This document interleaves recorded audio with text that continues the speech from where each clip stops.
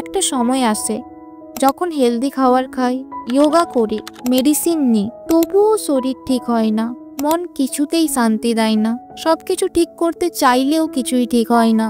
তখন মনে শুধু একটা প্রশ্নই আসে, আমি কি সত্যিই সুস্থ হব কখনো? প্রতিদিন নিজেকে বোঝাই কাল থেকে সব ভালো হবে, কাল নিশ্চয়ই এতটা কষ্ট হবে না। কিন্তু কাল আসে আর আমি আবার ক্লান্ত হয়ে পড়ি। মিররে তাকাতেও ইচ্ছে করে না। মিররে তাকালে নিজেকে নিজের কাছে খুব অচেনা লাগে। Belly fat, hair fall, bloating সবকিছু যেন একসাথে অ্যাটাক করে। কেউ বোঝে না আমি শুধু ফিজিক্যাল পেন না, ইমোশনাল পেনের সাথেও ফাইট করছি প্রতি মুহূর্তে।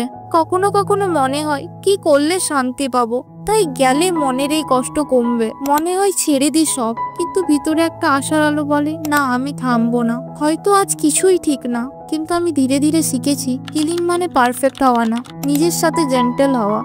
এটা আমার লড়াই, আমার জার্নি, আর আমি একদিন হাসবো জেনে যে আমি কখনো হার মানিনি।